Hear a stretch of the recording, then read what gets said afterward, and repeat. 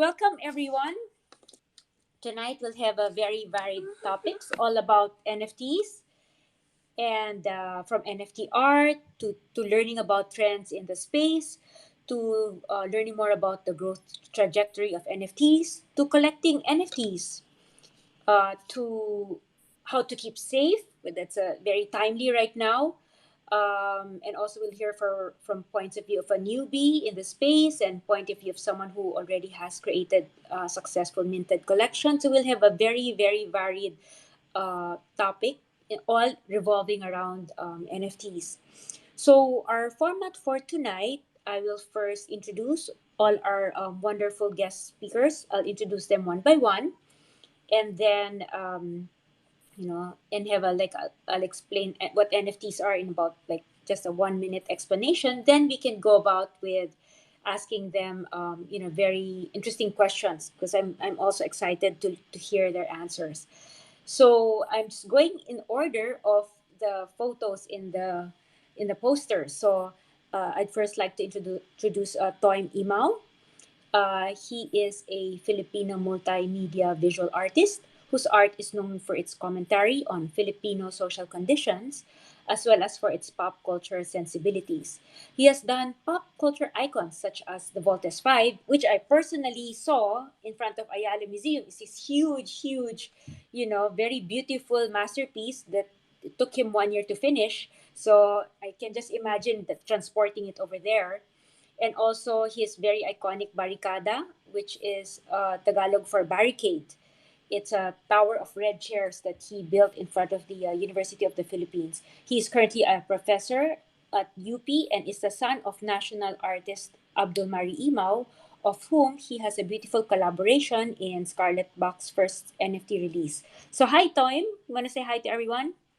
Hi, good evening, everyone. Thank you for inviting me over for this talk. This is the first time I am on Twitter Space, so I'm very excited on what we'll be discussing tonight. Okay, Thank great. you. Okay, thanks, Toym. Welcome, welcome. Next, I'd like to introduce Andre Baldubino. He is a Filipino abstract expressionist using monochromatic tones as his major approach, which with pops of striking colors. He has an undergraduate degree in political science, but found out his true calling as an artist. He then pursued a master's degree in fine arts at the University of the Philippines.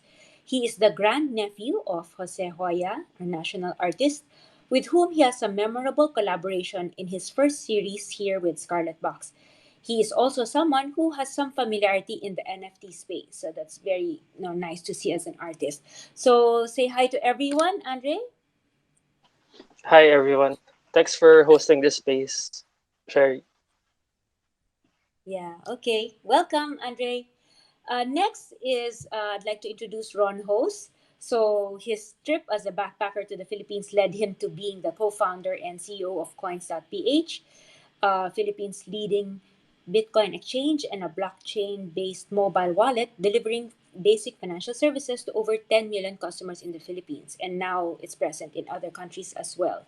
He is currently a tech investor and is an independent board member of Union Bank, and is back in Manila after a long time absence. So I think was it more than a year.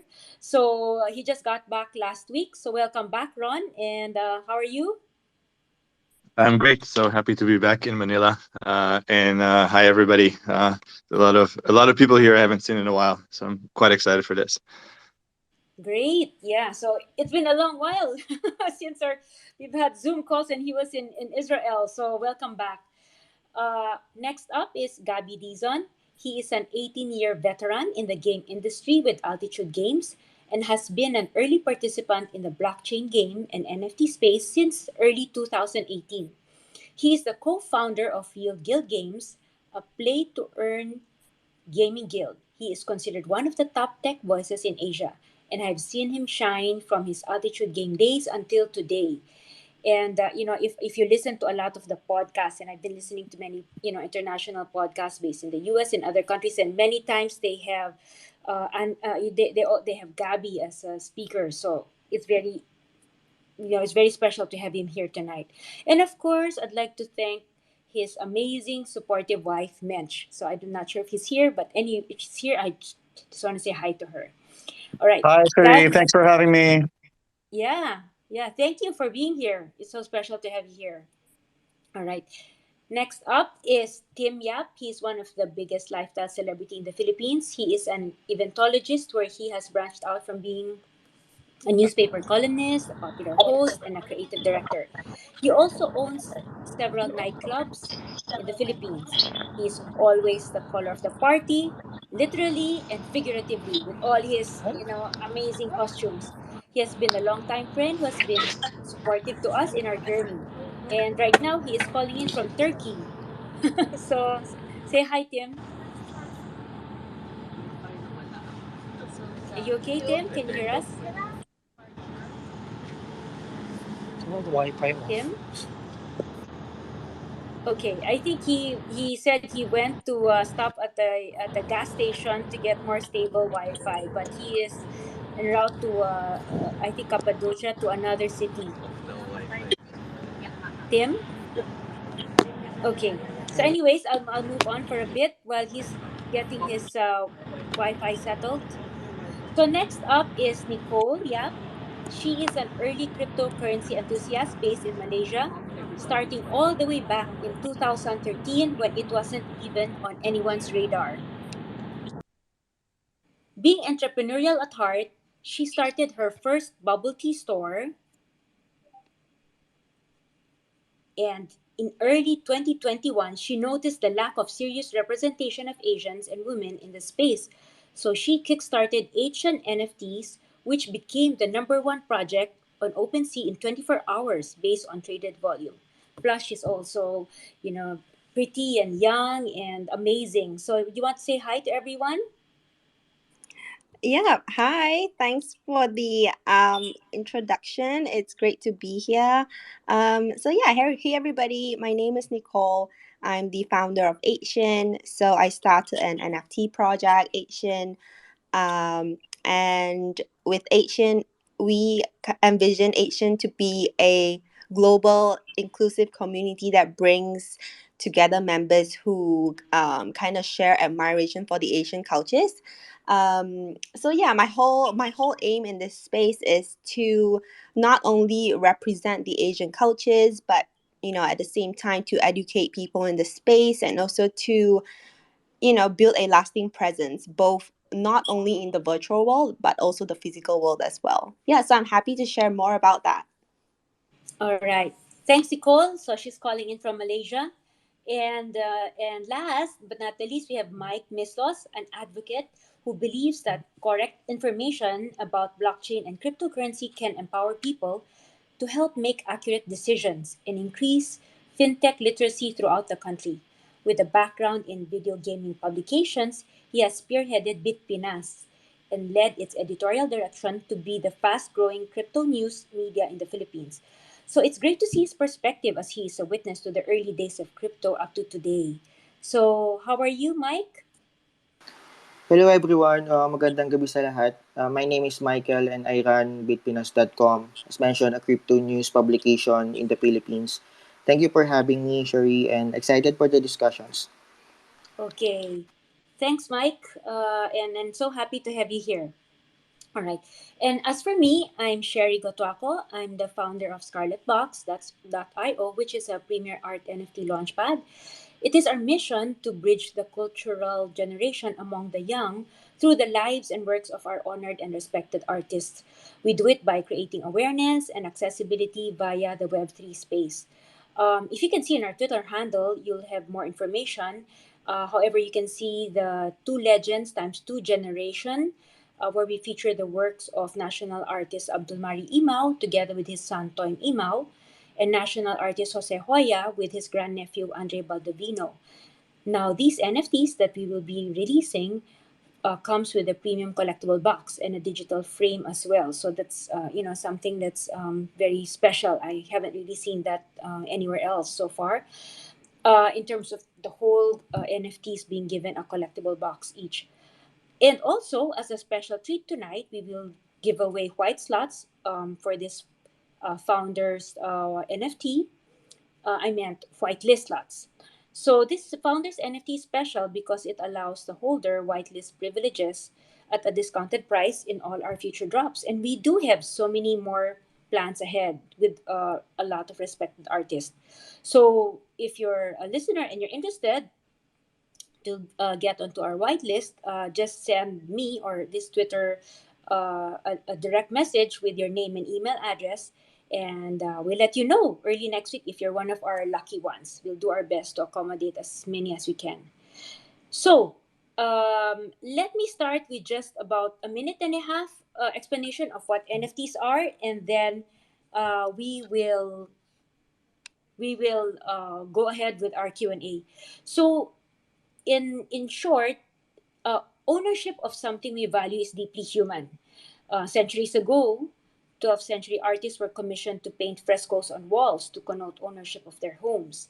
In the mid 16th century, the first art on canvas was done to make it easy to preserve and transfer ownership. There were detractors, but there were also adapters. Today, it's one of the most valuable ways to own and preserve art, as we all know. Moving forward through the centuries, a lot of physical assets were documented, such as first land titles in the 17th century, car titles, and so forth. So it's become more important for humans to put a unique stamp or ownership into something they value. And then in the 80s, with the adoption of computers, digital assets, digital arts came about. So digital assets are something like videos, graphic words, PDF files, etc. But in the last 40 years, there was no way to attribute ownership to a digital asset until now with NFTs. You cannot prove, or it's very difficult to prove, that you are the creator or the rightful owner. NFTs allow for digital assets to be recorded on the blockchain, which is a database of transactions. Once something is recorded, it is immutable and can't be changed. And once you have ownership of this asset, you have the freedom to sell or use it the way you want to, without fear of someone running after you. This is a game changer in the area of digital assets. But actually, for me, in my personal opinion, this is just me. But instead of calling it NFTs, I feel that if it was called digital proof of ownership, it would have been easier to understand. But that's just me. All right. So I will ask questions. I'll start to ask questions to our speakers. But any of our speakers, please feel free to give your inputs or additional questions or any comments. You don't need to wait your turn. You can just raise your hand with the icon so that I can see it, and feel free to comment. So it will be a nice round, fireside chat. And for guests, and for listeners also, if you want to be brought up, if you have any questions, that's just click the request button at the lower left hand side, and maybe after one round of questions, we'll get back to you and add you to as a speaker. So my first question for Toym. What are your thoughts about purists saying that fine art should not cross over to the Web3 space or to NFTs? No, how do you feel about it? And do you think that NFTs will help or compete against the arts? What are your thoughts on it? Well, yeah, I mean, that's a question often asked, no, about the role of NFTs, no, in today's art world. Strongly believe, no, first and foremost, that it is not here. NFTs are not here to replace, no, what we call traditional tangible artworks. Now, these are sculptures, paintings that you can acquire as objects, no, as artifacts. And this is something new. I mean, you have a digital artwork that is now trying to find its place now within the contemporary art world. And I think for me, no, regarding what Purist says, no, I mean, it's since the premise it's not here to replace, but rather to add. As we know, now that our population is growing, our audiences are becoming more sophisticated and varied. So art has to evolve along the sides of that progress, no? And as technology develops, other platforms are opened up, for artists to have alternative venues for showing their art, and such is our NFTs. And I think, the purists do not have to worry about having competition, or it will be like something that's disruptive, no? In a sense, to the status quo of what we consider as contemporary art.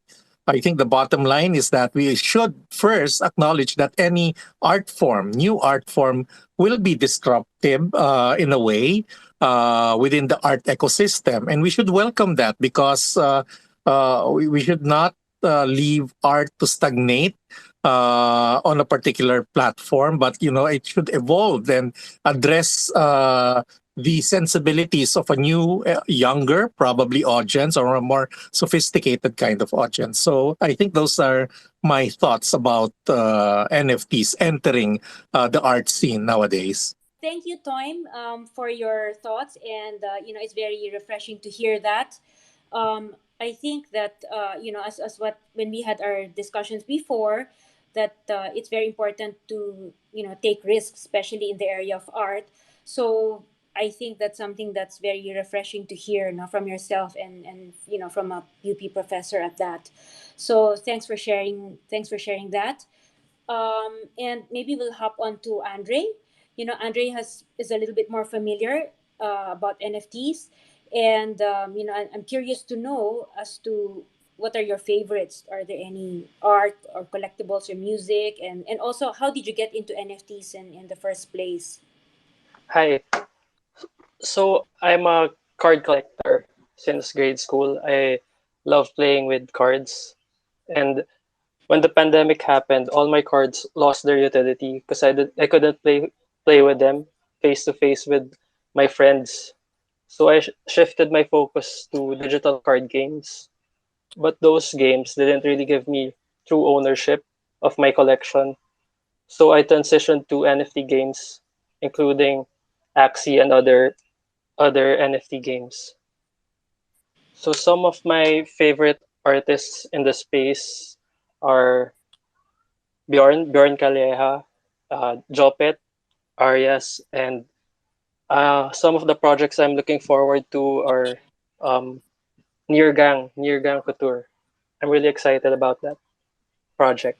Thank you. Okay. Yeah. Thanks, Andre.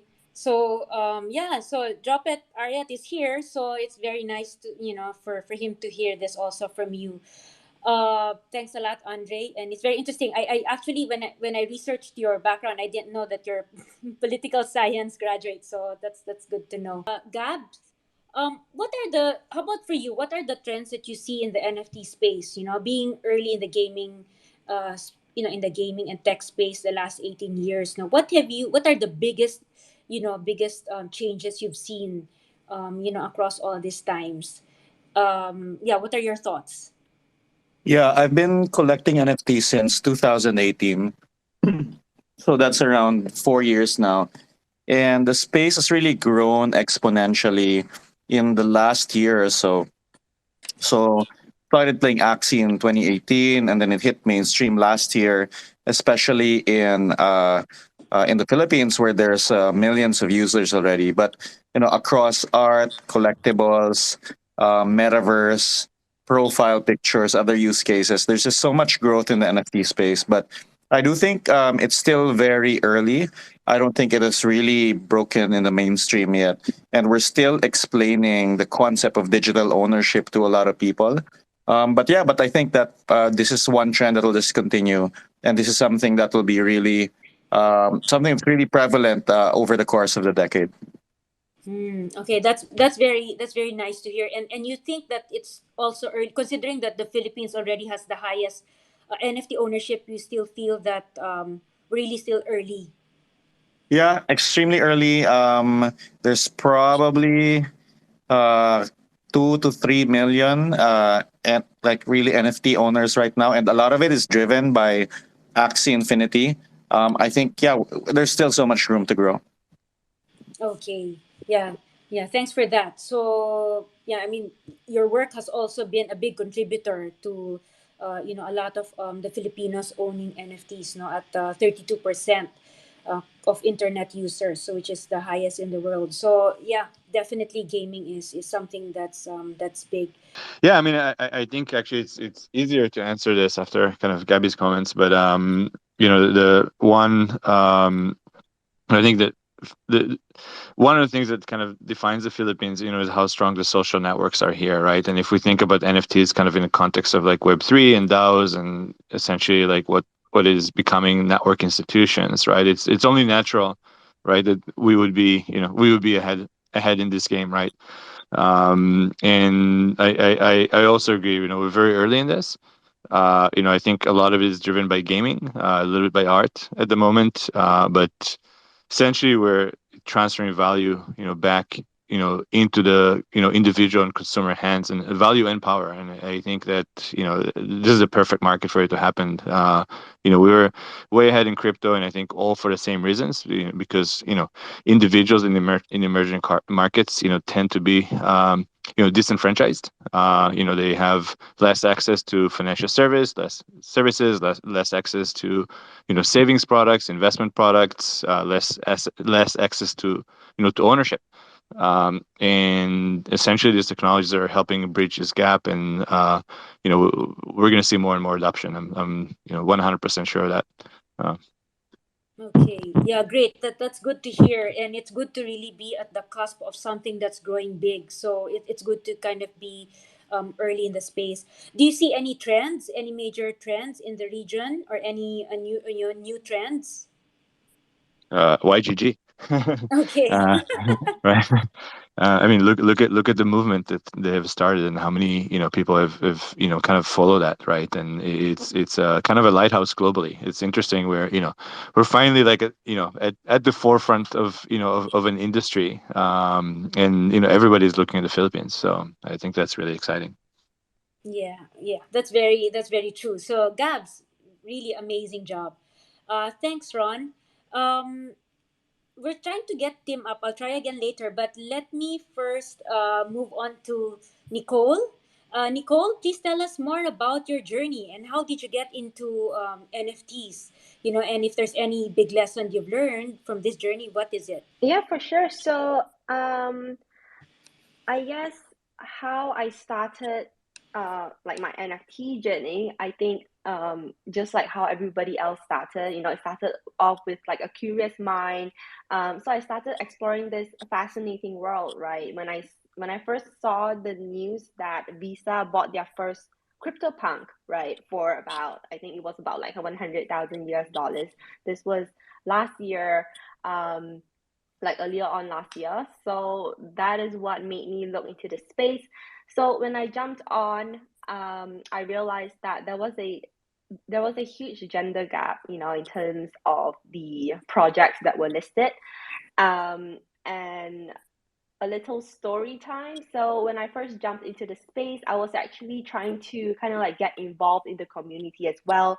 So I jumped onto Discord with like, all like these other NFT projects. And when I jumped in with my name Nicole, and it sounded like a girl. So when I jumped in, people were like, "Oh, Nicole, are you a girl, right?" And I'll be like, "Yeah, like I'm a girl." And they'll just be like, "Oh, like this is not a girl's play. This is for guys. Like you don't belong here," and stuff like that.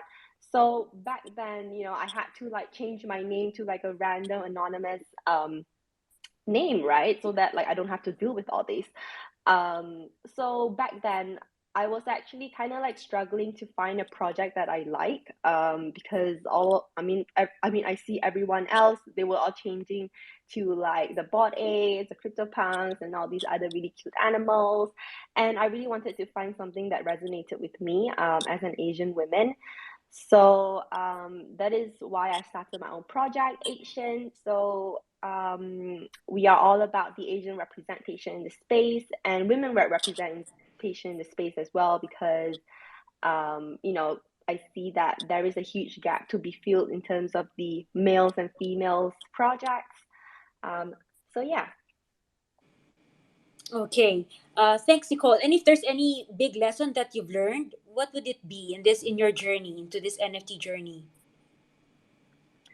Um, Yeah, of course. I would say like many, right? Not just like my personal journey, but at the same time, I learned so many like technical things. I picked up so many skills, in terms of like, managing people and also like all that. Because an NFT project is so different to like managing like real life stuff. Like as I mentioned, I mean, as I mean, I don't know if you guys know, but I own a bubble tea store in real life. So I'm kind of used to like managing people and stuff like that. But then I realized the whole NFT scene is so different because everyone is virtual, right? And even with my team, they are all in like a global scale. So, they are in like in Melbourne, in Asia, and then in Europe, and then, like everywhere, right? So trying to coordinate people that are virtual and not next to you and asking them to do things and to coordinate with everybody, it's definitely a challenge.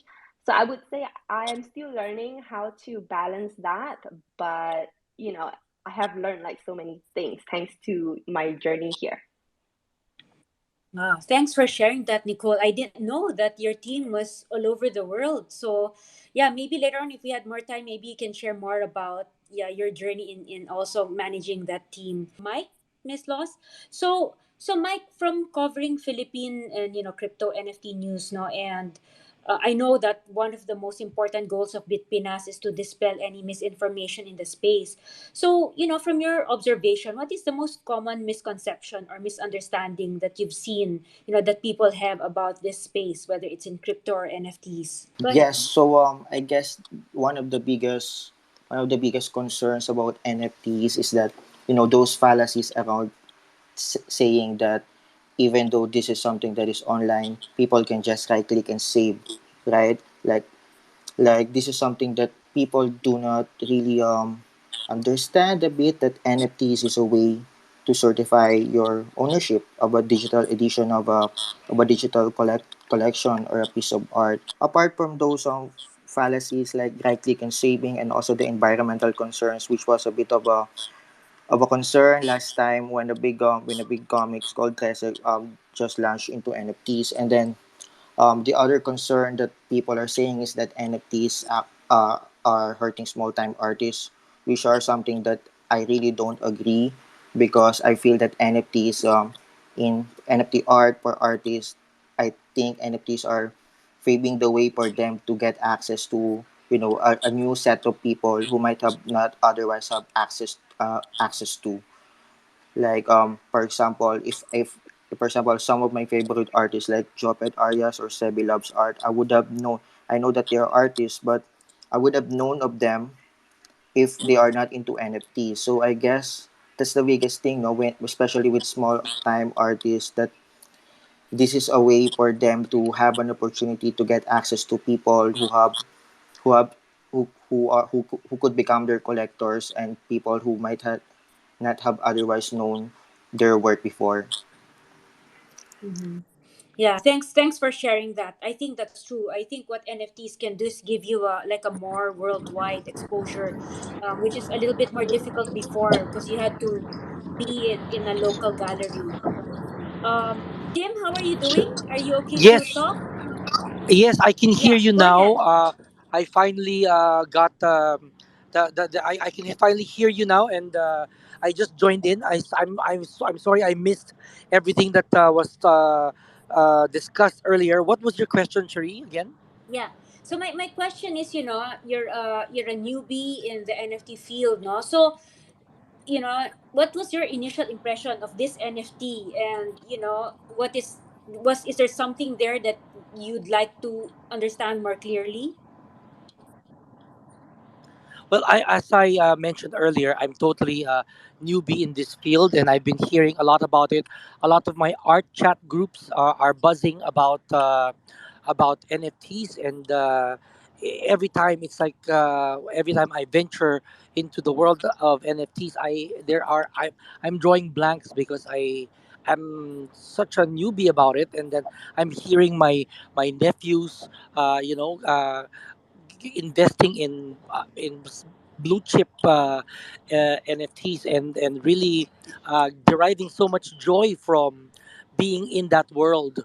And here I am being such an uncle, being such a tito, that I don't know anything about it. So for me, it's exciting because it's something that I'm learning so many new things. And aside from the artists, the world itself has so much.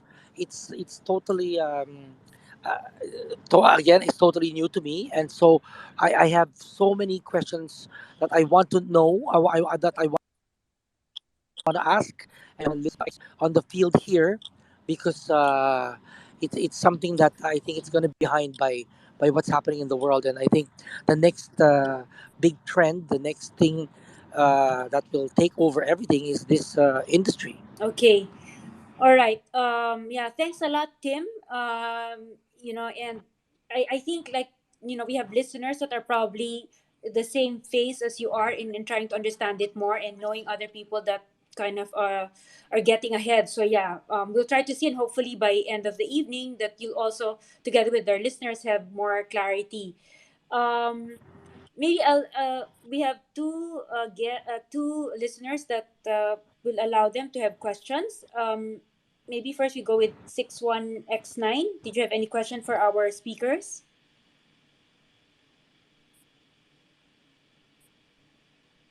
Okay, Yeah, sorry. go ahead. Uh, my question is, how do you what will be your take on the uh, in the music industry to come in the NFT space? How that would be the a trend? Uh, that's all. Okay, yeah. Thank you for your question. Is there anyone who would like to take that? Any speaker? Okay, I'll take it. 261X9.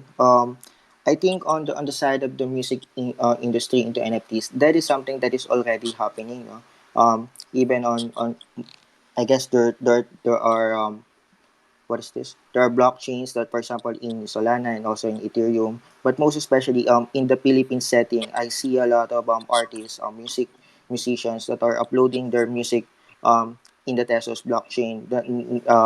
This is more on the because, for example, if they're going to upload an entire album, so they go to blockchains that are a bit much cheaper when they have to mint them, so they say. So I think it is an opportunity also and for them, and I have seen a lot on Twitter wherein these indie musicians and even musicians like Autotelic if I remember correctly minted their song, or at least one of the artists in Autotelic minted their song on the blockchain, and got profitable as well. So it is already happening, and I think it is something that will grow in the future, especially if we are how to say it, because of the platforms like Spotify, like taking a cut on whatever the artist is making, and not to mention the studio. So this is a way for musicians to directly offer their music to fans. So yeah. Yeah, thanks a lot for that, Mike. Yeah, I've been seeing also a lot more and more, like especially Pinoy artists use Tezos, so the Tezos chain. So that's interesting to see that also. It's becoming popular also for music. Next, Akos photo. Do you have any questions for our speakers? Sure. I'm actually totally excited that you're making a space here for Asian NFTs, because about a month ago I started researching and nobody had any answers where, if there's even a market in Asia. And my background is I'm a fashion photographer for 35 years. I'm Swiss, lived in New York, and through a contract with Vogue Taiwan, I rubbed my shoulders with casting Asian models and always asking and wondering about the Asian market, which is a competitor to the Western world. And when I researched 4 weeks ago, I went into a Discord channel called NFT Asia. I don't know if this is associated with you or not. And I asked their questions. Is there a market? Are there buyers who buy NFTs on China mainland? And everybody was like, no, probably not. It's forbidden. Singapore, maybe. Hong Kong, yes. And I'm also a novice as an NFT maker. I only started 6 months ago. getting into it, and I only minted a handful of them.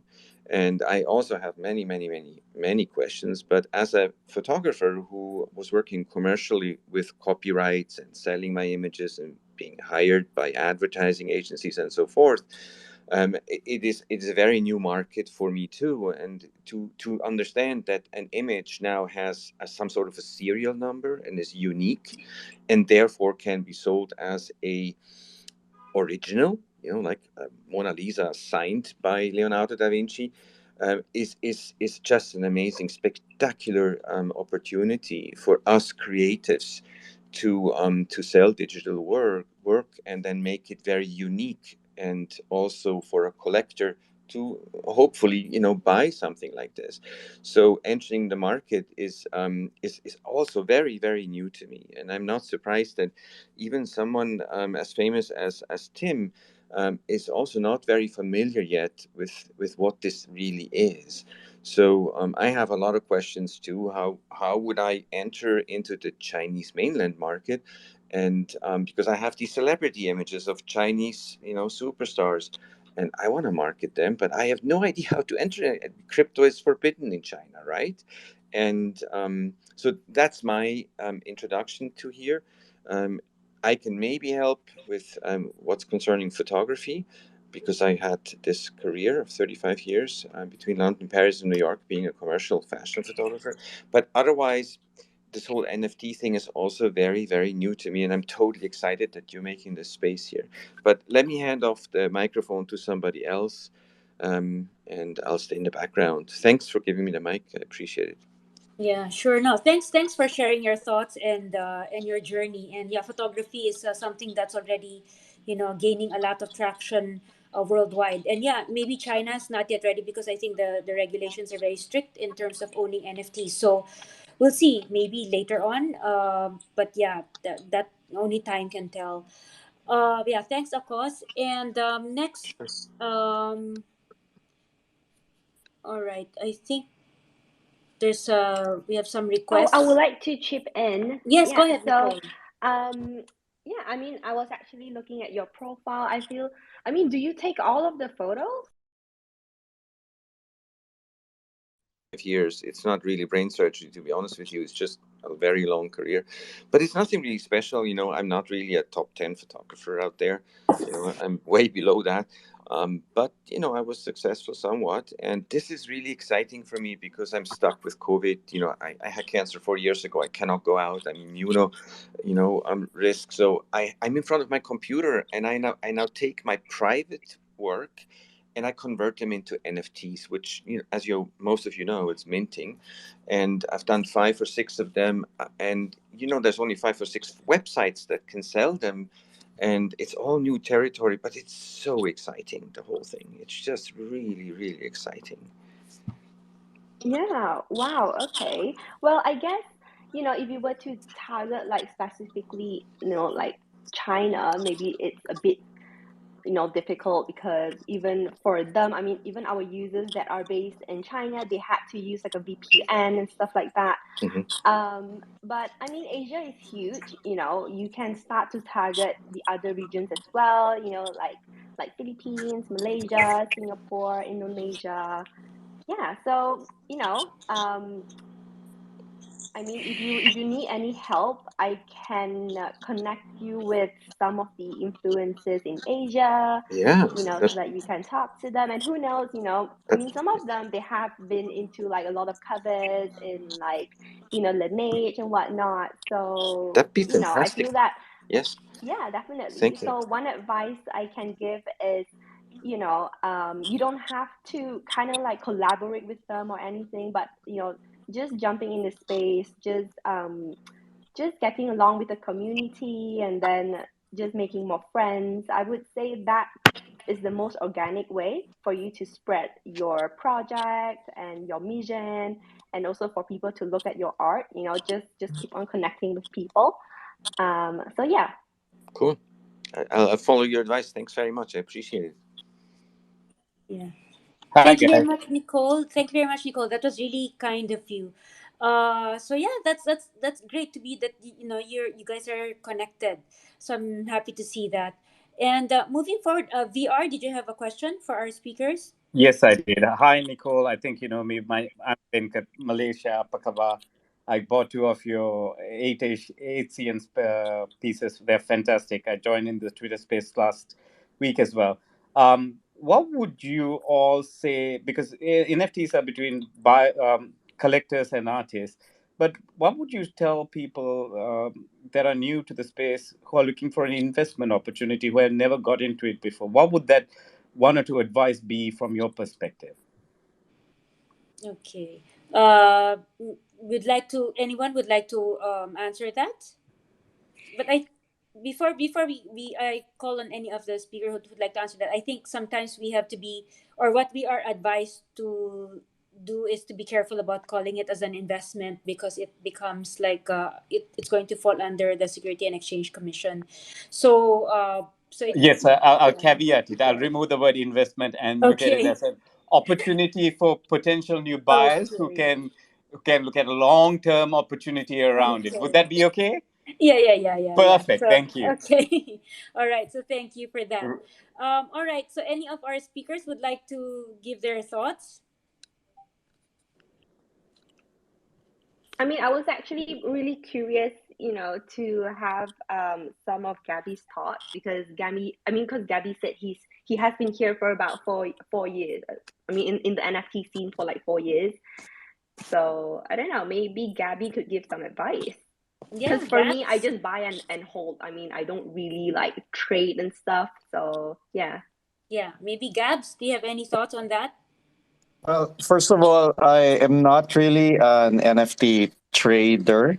Like I don't have a lot of activity of buying and selling. So I got into NFT art, I think it's probably 2019 when I first bought an artwork by Josie Bellini.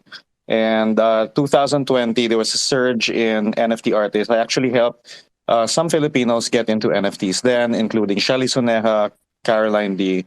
And then last year, started working with other Filipino artists, AJ Di Marucot, also met Jopet. I don't. For me, I guess number one reason for buying an NFT is because I really want to own it, especially in terms of artwork. Like, you definitely don't really want to see this as uh, kind of a investment. I think if you hold an artwork and you really like it, then you will have no problem with like the volatility, or if there's no one who wants to buy it later on. It's probably the same as buying collectibles or artwork in real life. Like it's, I wouldn't recommend it as an investment. Of course, the prices of some of these might appreciate later on, but yeah, mainly I consider myself an NFT collector in different fields, whether they're in art or in gaming or in collectibles. And I just have a lot of fun exploring the different technology use cases. And in the terms of artwork, the reason I buy NFT art is to somewhat consider myself to be a patron of the artist that is making them, to develop the relationship with those artists, and yeah, just long term be able to support artists. Okay. Thanks a lot, Gabi. VR, did that help you? Hope that answered some of your thoughts. Okay. All right. Maybe I'll move on to maybe a second round of questions. Um, So, Toym, as a professor in UP, have you seen changes in the landscape of arts education? Like, for example, the number of students in the fields of arts versus fine arts versus digital arts, or students taking literature, performing arts, or music? Have you seen any changes in the last maybe few decades, and where do you see this moving forward? I think my observation is that most of the students are adventurous, so they try to venture on different kinds of mediums for their expression. But of course, because of Instagram and Twitter and other online platforms in which they can exhibit their art and show their art, no, in a democratic space. Um, uh, the digital platform has become a very convenient way for them to create artworks that usually takes a longer time because of all the tools that are at their fingertips right now, editing softwares and stuff. It liberates them somehow on the long process of creating beautiful images, and can concentrate more on the narrative contained in each work.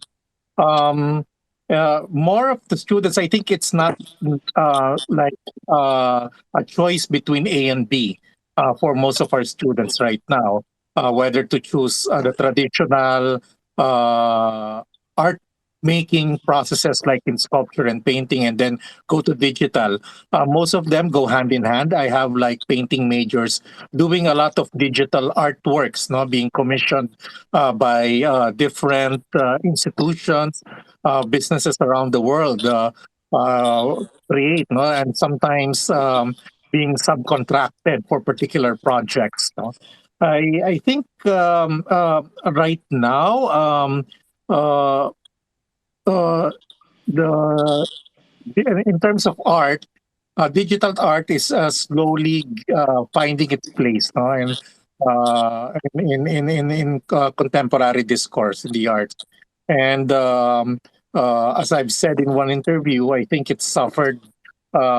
It's undergoing, no, the same trials and scrutiny like when photography, no, early in the century, no, was trying to be accepted as fine art, no, or trying to be in the art scene.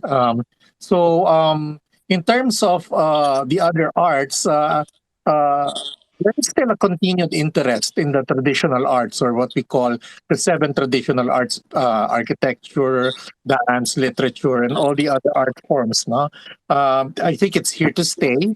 I'm just reminding most of my students, and sometimes when I do talks, is that uh, uh, if, something that if there's something that this pandemic revealed, no, in the past 2 years, is that first, no, it has become bearable because of the arts, no, because of the constant sharing of materials and providing them online, no, to be accessed by a bigger audience, no. You'd have like the big performance companies in New York and in Broadway and the West End sharing for free, no, these online performances, no, special concerts, online exhibitions, and galleries and museums opening up their collection to a wider audience. So we've seen and realized that the digital platform is here to stay, and even after the pandemic, I think in the past 2 years we have come to be familiar with platforms like Zoom and other places in which individuals can converge online, no? And we've seen that the possibility of reaching a wider audience through by uploading these works did not actually diminish the demand, no. If I was talking to a lot of galleries, no, actually, no, since everything's going online, but in terms of selling art, uh, they made really good, no, in terms of sales within traditional galleries with the works of other artists. So I think it's not a matter of students choosing one or the other, but rather the name of the game right now is more of hybridity. And then the bottom line is it's not the medium. NFTs are just another medium that is similar to a canvas or similar to a stone that a sculptor sculpts. Na? I think the bottom line is the narrative and the strength of any NFT product that goes out there, no, that reaches a wider audience is dependent on the kind of narrative attached to it. No? So I think that's the game changer part, no, aspect of this particular new platform. That's a thanks Toyn for that. That's a very interesting perspective, no? Because normally, I think most people might think either or, but it's very interesting to see that moving forward, it's more like and like having both traditional together with the digital art, working well together. So that's very nice to hear, that both are advancing. So thanks a lot for that, Toym. Dre, did you have a question for our speakers?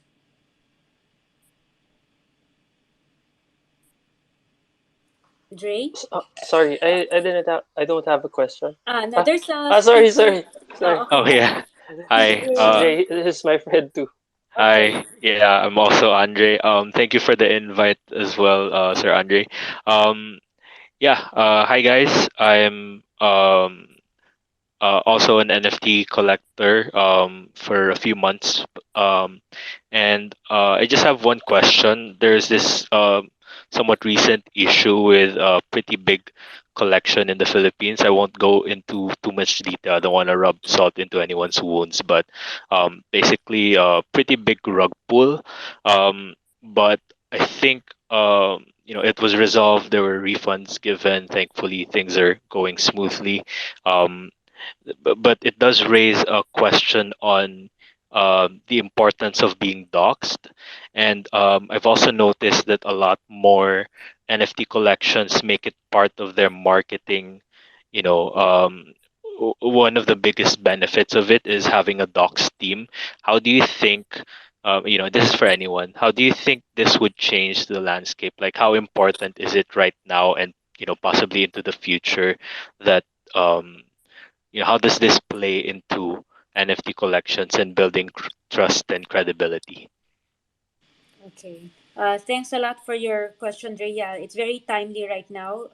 As there's still some successful projects in the past that are still undoxed now, like the Board Ape Yacht Club people. But you're right. Moving forward, that might not be the case.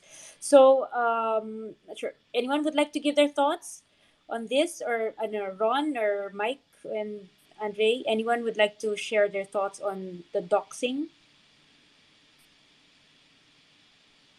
Yeah, I can go. Go ahead, Nicole. So, I am Docs and I have my own NFT project. So, to me, I think, um, well, I personally think that if a project is solid enough, being doxed or, not doxed, like the whole team, I think that is not the main issue.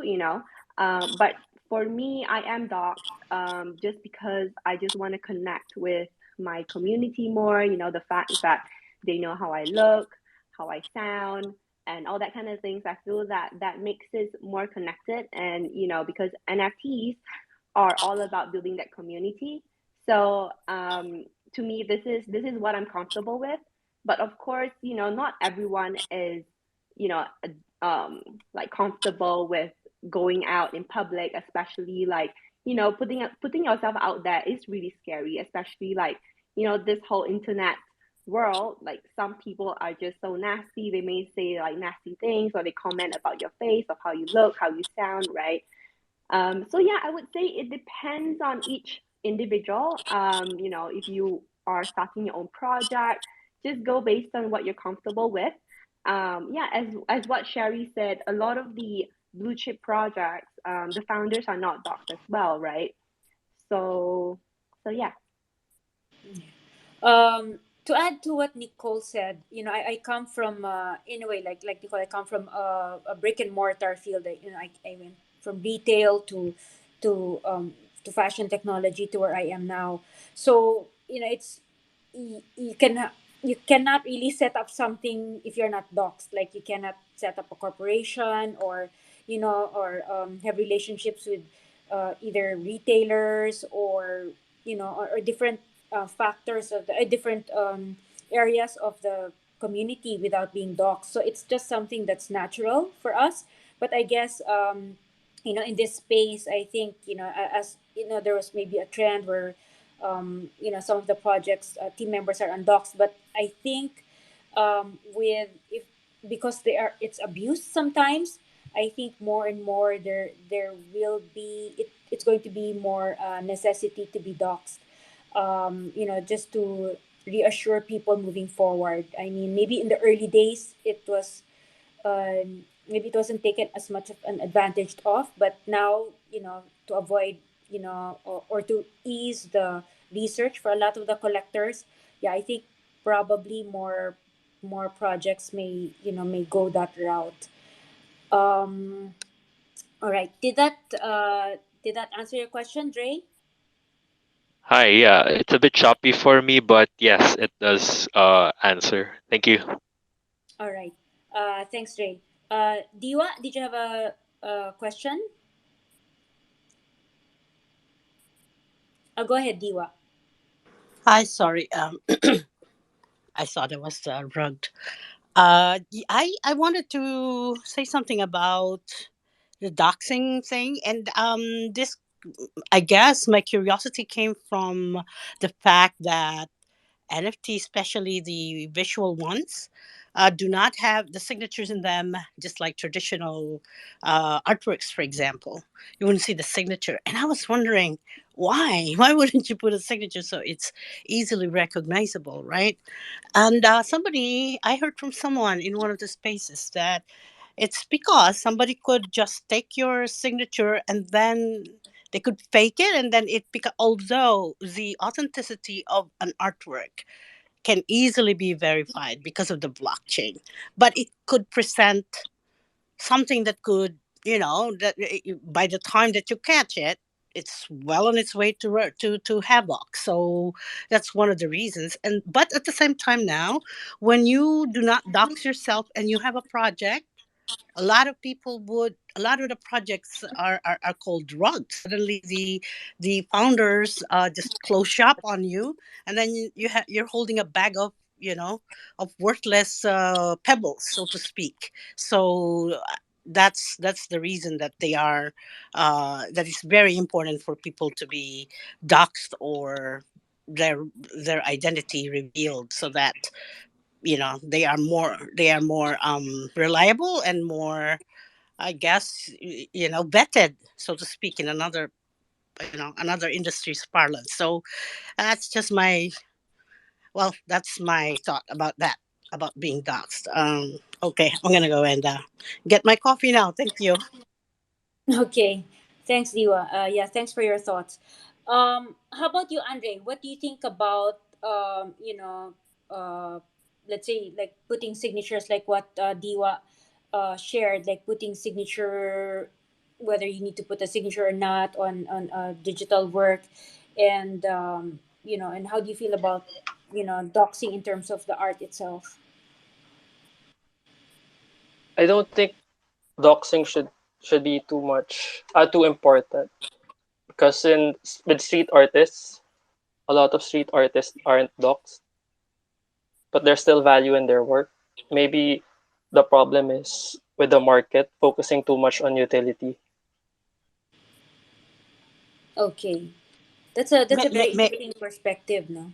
Yeah. sorry, may I just, you know counter, well, not counter, it's, I wanted to just respond to that, if that's okay.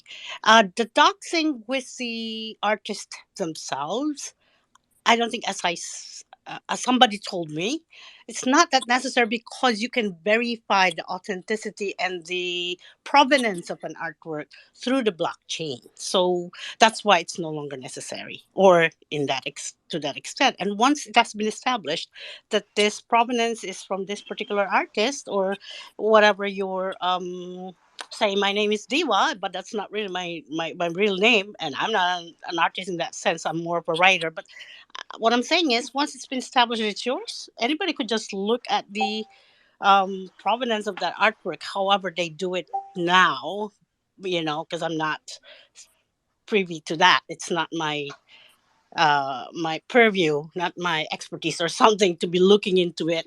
But that is why you don't have to dox anymore. However, when you are in a project, like you have a DAO, you have a collective. If people are not doxed, the founders are not doxed, they could easily run away with your money. And so there's two sides to it, is what I was trying to say. But thank you for the insight. And yes, that is correct. It's not as important to be doxed anymore if you're an artist. I do agree with you. No, that's not what I'm trying to say. I'm trying to say that maybe if we as a community focus on um, creations that have intrinsic value, maybe we wouldn't focus too much on roadmaps and future utilities. Okay. Yeah, thanks a lot for that, Andre. No, yeah, I can see what you mean. Sometimes, people are maybe too focused on future utilities of something instead of, what the values now, the sweat and the inspiration that the artist put on the work, and how it reflects the times. So yeah, I do get what you mean. I'm moving on. I have a question for Ron. Ron, the US and the UK right now are in the 3 to 5% NFT ownership compared to the Philippines, which is the highest at 32%. But the US seems to be a pioneer for many, exploratory ideas in this field.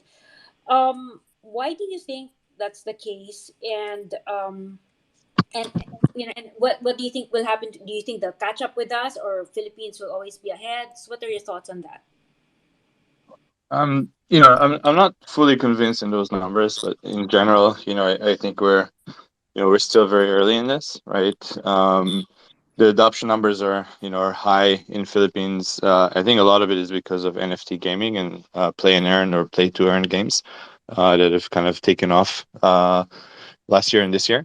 Um, and I mean, as that industry kind of develops, and we have probably like you know better quality titles, more titles that are coming out this year, then you will see more engagement from the developed markets, right? Given if you look at Xe, and Xe is a great game, but you know I think a large number of the players there are playing for basically for daily income, and those daily income numbers are probably not material for players in developed markets, right? But I think we're going to see more competitive games where there's kind of a higher skew of income for and it'll be more interesting. Basically, it'll be more interesting. Yeah, maybe. I mean, one other note on kind of the previous question, which always kind of surprised me, this whole docs thing. I mean, we should be moving to this world of blockchain based identity, anyways, right? And like really, what we're talking about is reputation, right? And I mean, you can develop that reputation without revealing your identity, so long as there's some kind of a trace on chain, right? And I think maybe if you look down, 3, 4, 5 years, right? You won't need to reveal your real life identity, but people can look at basically your you know what assets you're holding, what other projects you've supported, etc. There's going to be enough of a track record so that you can essentially establish that reputation.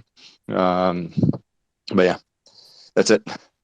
Okay, yeah. Thanks a lot for that, Ron. Yeah, I think there's a lot of trends that are going to be moving and changing. Mike, did you have some? Did you want to add to that?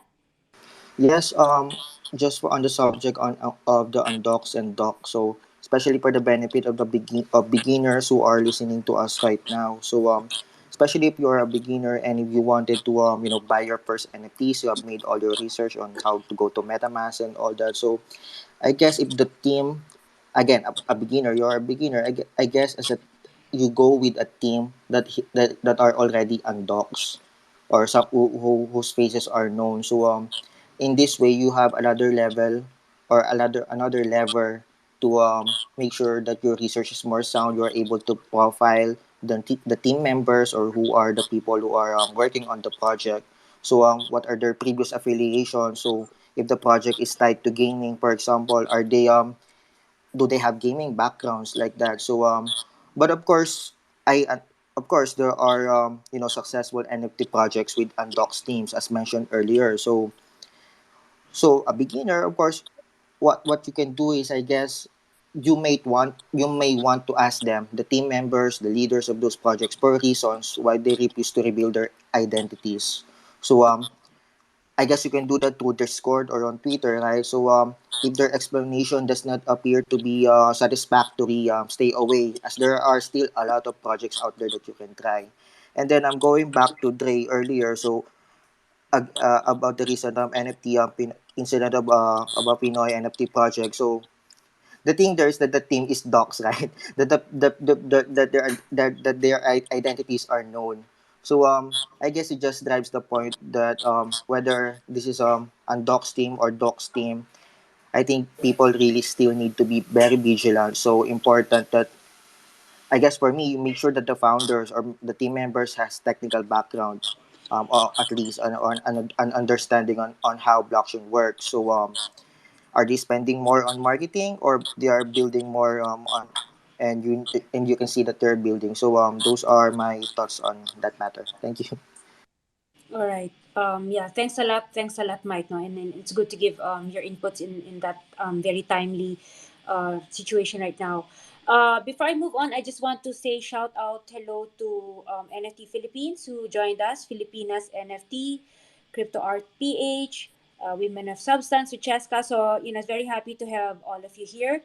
And for those of you that join in later, we'll have a treat for you in terms of whitelist slots. So if you're interested in the ScarletBox founders NFT, just send me a DM with your name and email address, and we'll get to you. Now, I'd like to ask Toym and Andre, maybe if you can share what were your inspiration in the artworks that you both came out with for this first ever release of these four artists, both the two national artists and their second generations, it's their first time to enter the NFT space. So maybe Toym, with you first, what was your inspiration and why did you choose these artworks? Um, well, primarily because I chose what we worked on, actually unfinished work of my father. No? And For me, I didn't want to touch his finished works, but rather breathe new life on works that otherwise will not see the light of day in terms of being exhibited or being shown to an audience. Um, my inspirations primarily for uh, putting these works uh, in this kind of platform, now the NFT platform, is that is primarily driven with the same kind of sensibilities when my father, in the 1960s, no, directly after he did his studies for 4 years in the United States, came home and adopted, no, the sarimanok, no, as uh, his subject matter. He borrowed it from he's a Tausug, but the Sarimanok is a Maranao art form, no, folk art form, and he came up with his own interpretation, brought it to the introduced it to the contemporary art world during that time, no, in order to become an artwork that would somehow share, no, the richness and depth of culture of the Muslim South. And with that same kind of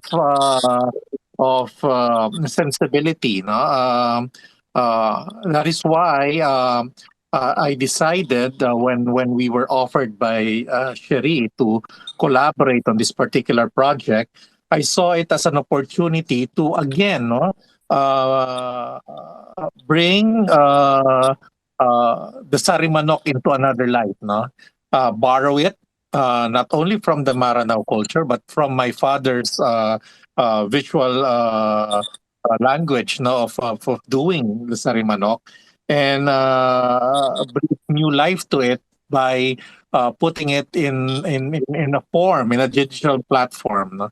And that is why we were quite excited because when my father brought a folk art form into modern art, and now we're bringing this into the current contemporary art world. Uh, for me, it's continuing that tradition of sharing, no, of sharing his legacy also, and his awareness to the kinds of work that he has done, and at the same time bringing uh, uh, this the Sarimanok in a form that will address the future, no? And we're quite excited about how far, well, metaphorically, this Sarimanok in an NFTs will fly, and hopefully a lot of people will become aware of it, and the appreciation will grow. Okay. Thanks a lot, Toym. Yes, as you mentioned, it's like the phoenix rising, and that's our that's the version of the Philippine version with Sari Manok. It's beautiful collaboration. Andre, how about yourself? What were the inspiration for the collabs with your grand uncle? I was inspired by this idea about the present and the past that I came up with while trying to uh, plan for this. So for me, what I'm gonna do is I'm gonna get Hoya paintings that were compiled from 4 decades of his career. Then I will fuse them with my own paintings that I created over the course of 5 years. So the fusion process involves placing multiple layers of the two paintings and combining them to create a new composition. The Hoya paintings are very memorable to our family, and we grew up with some of them hanging on our walls. So these paintings become representations of the past and of history. They set the foundations on which each new composition is built.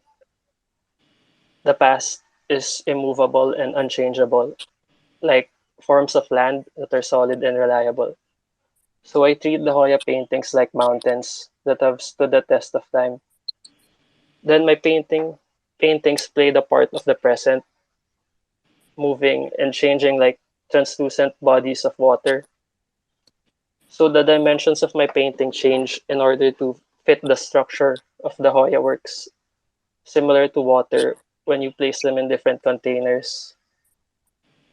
Typically, painters add paint to the canvas, but for this collection, I used subtractive method of painting. So I wash away the layers and the shapes of my painting in order to reveal a new composition. Thank you for listening. Yeah, yeah. Thank you, Andre. That was very beautiful, no? And how the past and how it's become very unmovable, and how you layer something that's more fluid with the animation, and how they blend together. So yeah, so I'm excited for these collaborations of the two generations, no, of the Imaos and the Hoyas. Moving forward, I have a question for Nicole, because you've have a successfully minted project. So if there was something you could have done differently, what would it be in your journey? Um, so one thing that I would have done differently would be doing more diligence into looking for a dev. So in the beginning last year, like it's really hard for me to look for a dev. So I just um, I just went on Twitter and then just went looking for a dev, and then I connected with this guy where he I mean, at first I thought like, okay, he's great because he has, deployed contracts before and stuff like that. And after like a couple of weeks of working with him, this was done before we minted. I then realized that the past projects that he has done, he actually like rugged the whole project. Like so, that is something that I had to go through and telling him like, oh, we don't want to work with you and stuff like that. But thankfully we resolved that, and we got a new dev, like a good one, right? So I mean, things would have been much better, and it would save me like so much hassle if I were to go to the right resources and like do my research and my homework. Yeah, thanks for sharing that, Nicole. How long, let's say, that from the time that you decided, that you found out, to the time that you're able to correct things and rectify things, how long did it take you? Oh, you mean with the dev Yes, yes, issue? because you said he wasn't, he rugged, and then but later on you're able to fix it. So Oh I'm yeah, of curious course. as to how So I long. guess Yeah. like for me, I just confronted him of like, hey, Mhm. what's going on? Like the past projects that you did. I went to your Discord. I talked to some of the members, and they said that you guys were just disappeared and stuff like that. And of course, things got really heated up. He's like, no, like you shouldn't listen to them, and he just gave a lot of reasons and whatnot. And because he had all the controls of our website and everything else, so what he did was he kind of like put a threat on us. He actually took down the website. He said he put out like a really nasty message saying like Asian is a rug pool. Like run if you like run while you can or something like that. And of course, when our members on Discord found out, things were just really insane and stuff like that. So thankfully, we managed to save that mess. This is why I feel that if I can go back in time, I would definitely, do more research on his projects, that like the depth past project and stuff like that, and that would have saved me so much hassle. Yeah. All right. Thanks so much, Nicole. I have a question for Mike in terms of you've covered the crypto news and being in this news for a while. What are the big trends or changes that you've seen since you started covering news in this space in the last maybe few decades?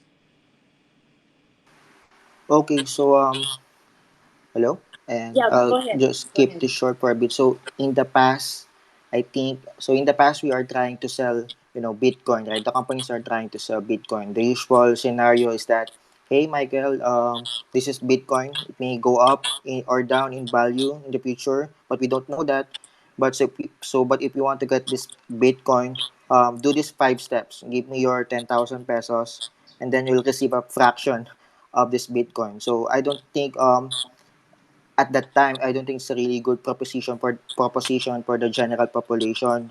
Because why should I get Bitcoin if I can already pay for my things with the usual money that I have? So the reward is basically unknown. But now the trend that I see is that the reverse is happening. So here's a game. It's called Axie Infinity. If you play well, you get SLP. If you play good, you can have more 5,000, 10,000 pesos if you are in the leaderboard. So the reward at the end of the process is already known to the person. So here's the game, play it, earn 10,000 pesos in competitive. And in order to get that 10,000 pesos so you can use it in real life, here are 5 steps. So 5 steps, and add the fact that we are in the pandemic and you really need some cash flow to complement your income.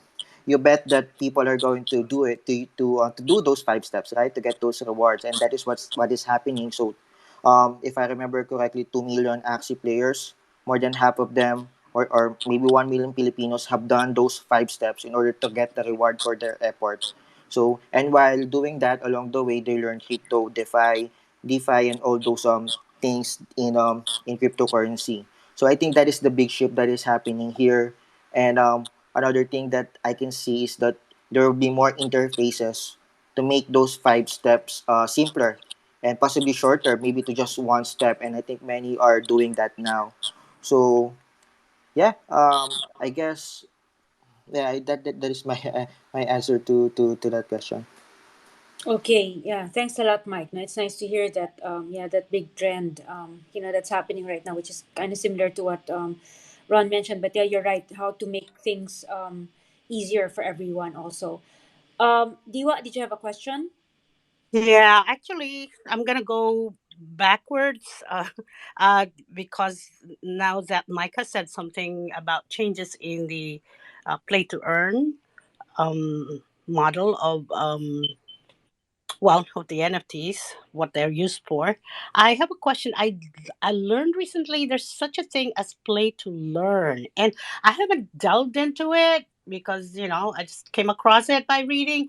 What is the difference? If you could please explain to us, if you know. I mean, if you have come across it too. Now, I have another question for Toy maybe, but let me ask first, and only if you have time, because I don't want to hog the space or the time. Go ahead, Mike. Thank you. Okay. Um, Go ahead, Mike. Yeah, Or I'm seeing the trend on play to learn and also play and earn and all those things that are a bit, I guess, a derivative or whatever on what is the play to earn thing. So it is mostly on the fact that they are offering you to learn something, to use their platform and earn something from that. So it is definitely something that is happening right now, and the shift from play to earn to a more play and earn thing, and play to what is that uh play to earn thing, that is becoming the shift Mike, in. oh, sorry. Oh, sorry, Mike. I didn't mean to because I would lose the train of thought. I actually meant play and earn that way because that's what there's also play to learn, but really my curiosity is play and earn is on play and earn. What is the difference? So you earn too. So what makes it different? Yes, so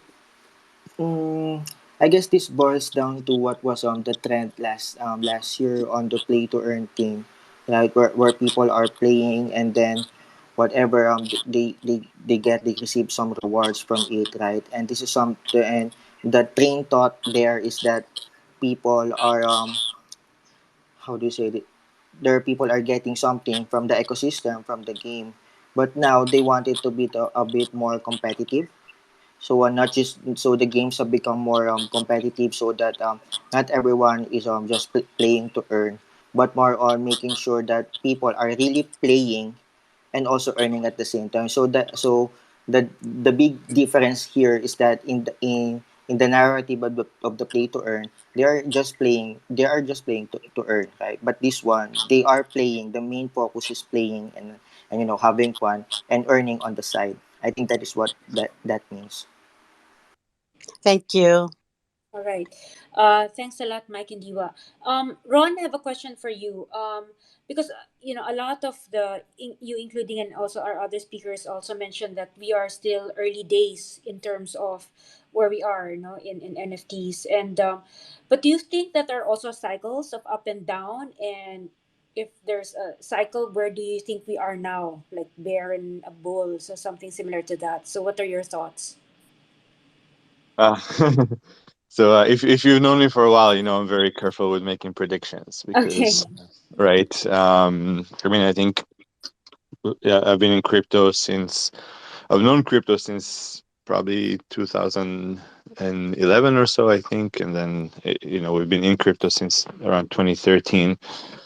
And there's been quite a few cycles, right? And I think we'll see the same thing here, right? And I mean, the interesting thing, I mean, we're just talking about NFTs in the context of, games and art, but I mean, there's so many other applications that are, not even coming through. So, if we start to think about that, we're really at, maybe at like 0.5% progress on this bar. But I mean, if we're thinking about art, right? I mean, obviously, right now there's a bit of kind of a, there's kind of a land rush, right, where people are, not a lot of clarity on which projects are good, who, what the quality of assets are, like, there's just not a lot of information, right? And I think there will be kind of a, we can expect at some point some reset where basically, better information flows. Is a lot is kind of like rug pull projects, or projects that don't have a lot of substance behind them, wash out, right? And then, it could be that some of the more quality assets would, reset a little bit in value. um, but in the long term, you just have to, you have to believe in the value of the asset that you're purchasing, right? And like, what is like the total market, for art, right? And for some of these projects are not even art, right? They're like actually they're community access, right? And so what are the value of, of these communities, right? And there's a lot of, there's a lot of value creation that hasn't happened yet. So, I'm optimistic, optimistic long term. And I think, if you have been in crypto in a long time, you don't worry too much about the, the ups and downs, right? You just make more of a, longer term, assumption, right, on where you think the market will go, and try to pick, the assets that have, real substance and real utility behind them. And if you do that, you can fare well. So Yeah, yeah. Actually, thanks a lot for that, Ron. It actually sounds like also value investing in the in the finance world, where you just try to pick your best of the ones that are run well, the ones that have a high potential, and like what you said, there's a lot of value creation that will be done here. And yeah, you're right. I mean, there's going to be some correction. Maybe the ones who have the projects that hold a lot of value, have very good teams, maybe they'll rise up above the rest. So yeah, I guess it in a way it mimics a lot of the real world. And but it's glad to hear. I'm glad to hear that we're still early days. It is the real world. I think that's the thing that people always forget. Is Yeah. that the technology just mimics real life organization, right, and real life behaviors, and it gives us a more efficient way to to tackle it. But at the end of the day, right, it's it's still real. So yeah. Very, yeah, very interesting, huh? Yeah, in a way, so then that makes it also a little bit less foreign, I think, for people. I mean, if they can just think of it that in a way it mimics real life in just a different form, then yeah, I think it may be more understandable to more people. But yeah, yeah, that's true what you said. Um, Dane, did you have a question for our speakers?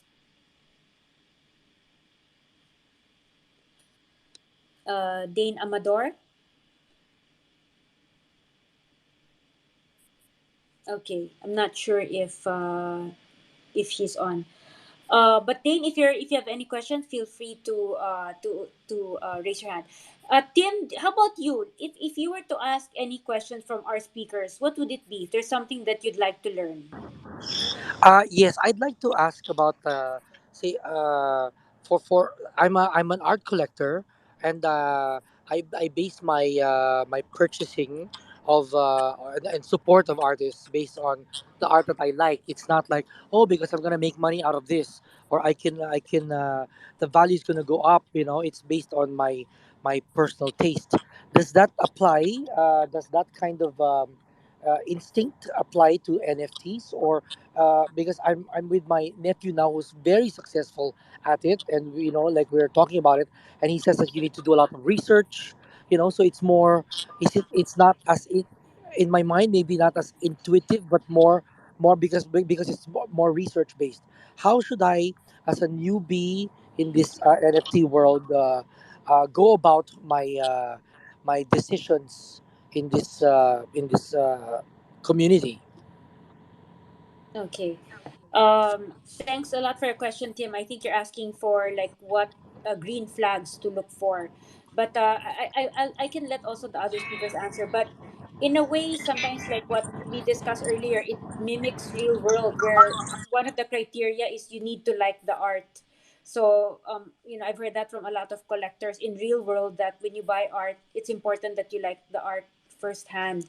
And I would say the same thing for this. Plus, there's other green flags to look for. So maybe I can.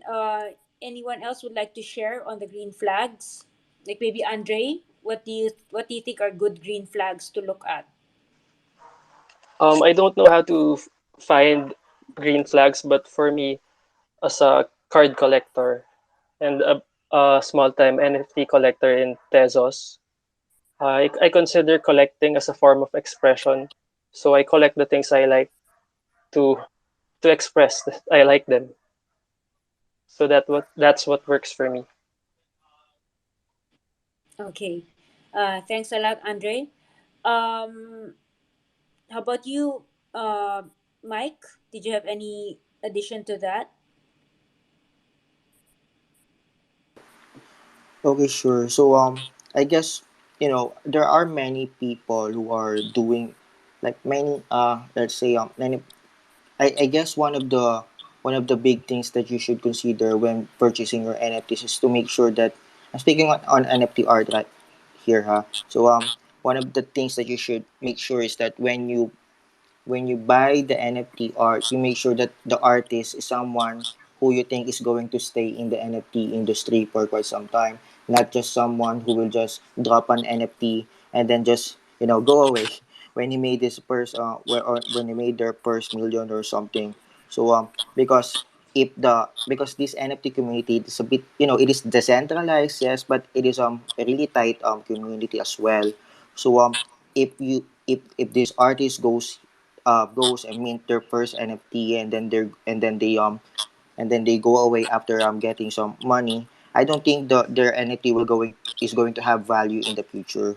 So find someone who you think is going to be here and is going to stay, um, even even with all the cycles that is happening in crypto and NFT art. And just like in how you collect art in real life, so you just try to find those artists that are, real, whose works you imagine will have an impact and be remembered in the future. This is really important because if we subscribe to the fact that the NFT space is only in the beginning, then you make sure that you find those NFT artists now who you think will, as I mentioned, will have an impact and be remembered for their work in early NFTs in the future.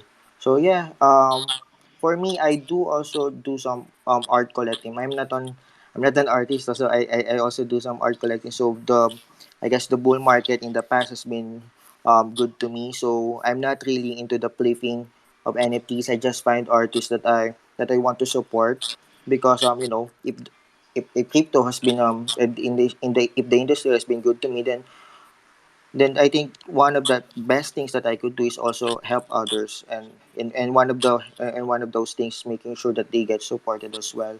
So yeah, I guess on the part of the uh, how to be successful on if you're an art collector. So I guess there's also this subset, right? The profile picture the PFP projects, and those are, if you time it right, if you get the correct one, there is surely value on that when you flip it on in the secondary market. Okay. All right. Thanks, Mike.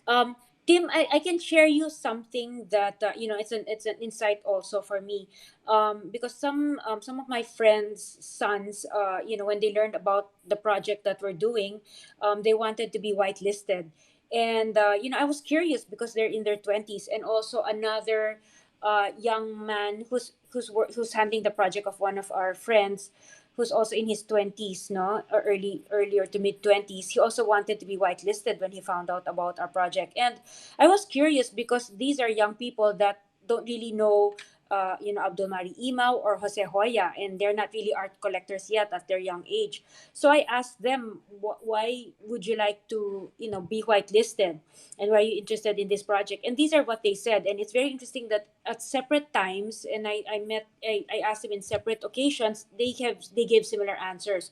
So what they said was that they thought that art as a category for NFTs have done generally well. So that's one thing that they like.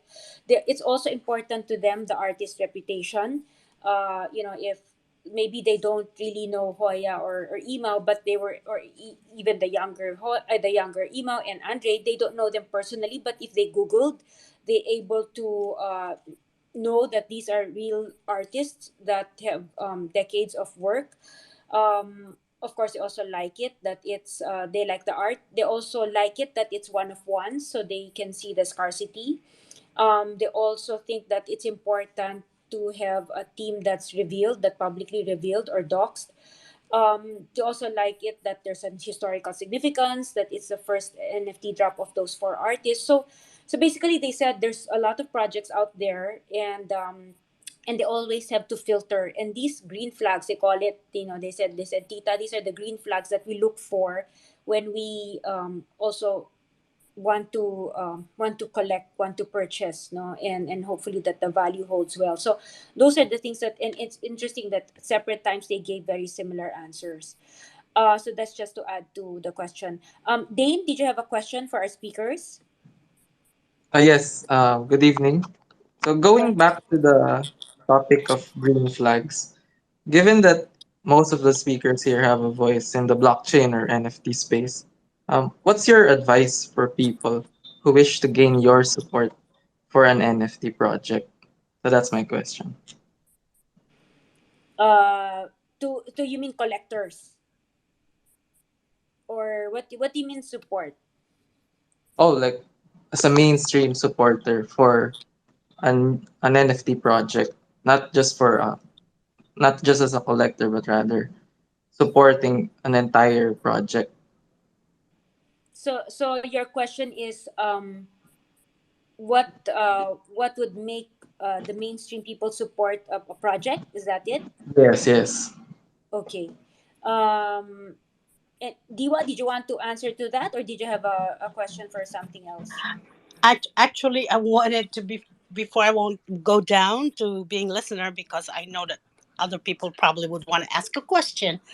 I came up because I wanted to ask about Toym's. How do you pronounce your name, sir? Sorry, Toym, because it's Uh, not. Time. Yes, time is good. Thank you. Thank you. I just wanted to ask him something. It's a burning question to me because of the Mara now. But um, um, I'm because it's out of line right now. yeah, I Diwa, let me. Yeah. I'll get. I'd love to. I'd love for you to ask that question, but we'll just have Dane's question answered first. Right. Uh, And that's why when you called yeah. me, that was not meant for that. I Okay. just All right. wanted to say I wanted to ask the question later, but Okay. you called me. That was not meant to answer the question that is right now on the table. So Okay. All right. sorry. That's Okay. no worries. So No you know what? worries. I could just go down to being listener. I will ask. Now that I got his attention, I will ask Toym the question later. So that's okay. Thank you. I will just go down to being listener. Thank Yeah, you. no, no, yeah, no, no worries at all. Nicole, would you like to give your thoughts on Dane's question, because you've also, have this experience of, having a big amount of a big quantity of like mass buyers. How do you think, you know, a lot of these buyers can help support a project, or what will make them support a project? Um, yeah, of course. So, I guess if you were mentioning like how you can support a project, I mean, if you really like the artwork or you like the artist, or you just want to support a project, a cause, yeah, feel free to support by buying one of their artwork. Um, like a lot of our members, they are actually people from the west, and a lot of them, they were not as fortunate enough to be able to like travel in Asia to look at the different cultures that we have, or even to travel like different parts of Asia, right? So they really wanted to see like more of this in the web3 space, in the metaverse. So this is why they support the I mean, they supported the project and stuff like that. So I guess this is what makes this space so amazing, right? It's that everything else is at your fingertips, even to support for a special cause, for a like charity, or even to support your artist, it's just a click away. So yeah. Oh, okay. But in another sense, for example, I have an NFT project that I want to start. How will I get your support, like Asian support for my NFT project? What's your advice on that? Just speak to us. I mean, I think most of the people that are here on this call are very extremely approachable. Oh Ping yeah, them on for Twitter. sure. So I you mean, can you can just yeah. DM us. Yeah. I think that's that's how Sherry did it, and she had a great idea and something that I think everybody here is very excited about, and that's why they're railing behind her, and I was thinking about this when I was listening. Why am I actually on this Twitter Spaces, right? And it's actually not because I'm excited about NFTs, but I'm not here because I'm excited about NFTs. It's actually because I'm extremely vested in the Philippines, and this art is part of like our community narrative, right? And being part of it, is something that actually matters to me, right? So Sherry came with something that's really interesting, and I think that's why a lot of people are are chipping in to help, and that's really what this whole movement is about. So just start those conversations. Don't be afraid. Reach out to people, and if you have something interesting, that you'll get a following. I promise you. All right. Thank you for that. Yeah. So, but thank you very much, Ron and Nicole. I mean, thank you for the help and the kind words. And Dane, yeah, there you go. So what I'd like to do, if there's maybe I'd like to do a one round before, because it's already close to 2 hours, and I'm mindful of our okay, maybe we'll get one more question, and then maybe we can do a close. I think I don't know if he can hear yet because he's coming up right now. Force, can you hear me now? Force, you go ahead and ask your question. Force, can you hear us? I'm not sure if you can hear, but maybe what I'd like to Hello. maybe what I'd like Um, to do is maybe. Oh yeah, Force, go ahead if you have a question. Hello guys. Good evening. I just joined the space and um, um, uh, I just wanna ask if there is there already a law about influencers that are um, promoting projects that are not really docs and that is not really have a good background project but they are still promoting it. Mm. Okay. Thanks for your question. As far as I know, and people can correct me if they know more, but there's no enforceable law that they're, I mean, unless you can prove that they're doing it with malice, that says that you promote something that's airing. I think maybe what also happened, I think, with the recent situations, maybe a lot of the influencers did not know or did not research enough about the project, so they maybe promoted it. I think if you can prove malice, that that person also is involved with the promotion, then I can imagine, it being a more, dangerous situation. But if it can also be negligence, so I'm not sure how enforceable that is in the eyes of the law. I'm not sure if there's anyone who want to add to that. Um, Not sure if Mike would know. Nothing. That's good. It's all good. Thank you. Okay, yeah, thanks, Force. Yeah, I understand where you're coming from, but I think, yeah, in general, I don't think it's enforceable as it is, unless there's a way to prove that they, are part of, something that's been premeditated. Um, so I'd like to go one round of maybe each of the speaker just saying maybe a final thoughts, whether what they wish for the space to be, or an interesting insight, or interesting, or maybe a takeaway for tonight. Any of those things. So maybe Tim, would you like to start first? Yeah, thanks, Cherie. I've been listening and I've been learning so much from the speakers, and so many. It's just piqued my curiosity for NFTs, and for and knowing how to invest and what to do. But still, I love it that through the through the speakers present, that I'm now following them on Twitter, that I can do my own research and get into it more. But it opens a whole world of new possibilities. And as Ron said, this is real, because people always say that, oh, in the real world, it's like it's saying that the NFT world is not real, but it is as real as the real world. So we have to treat it with as much importance as we do. Like this new form of, in terms of art, that does, it's not. But I like what you're doing. That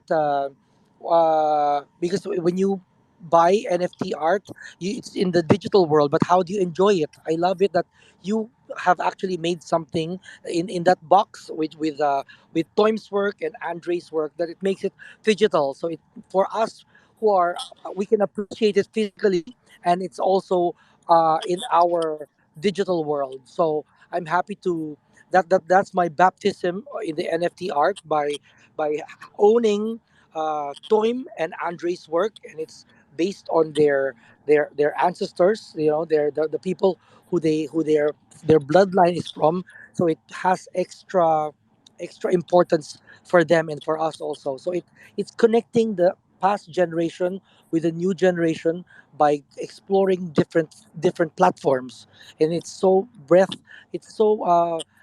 it's such a breakthrough, and I congratulate you for that, and thank you for making me a part of this.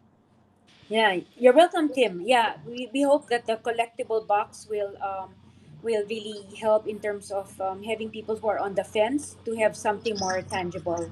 So thanks, Tim. How about you, Nicole? Any last words or any key takeaways or any insights, advice? Yeah, for sure. So, I guess being a part of this, this is something that I'm really happy for you. Something that I'm really looking forward to. Scarlet Box. Like last year when I was in the NFT space, there weren't a lot of females in the space. Let alone an Asian women in the space. Back then, I felt like I was like a lone fish in a huge sea, right?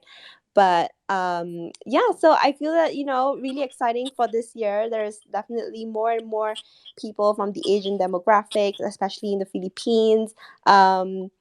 So yeah, this is just really exciting. I just can't wait to see where are we gonna head. Hopefully we will, like, the whole Asia will even kickstart like the next bull market in the NFT space. We'll never know, right? Yeah. Thanks so much, Nicole. And I mean, thank you so much for joining us all the way from Malaysia. Ron, how about you? What are your thoughts?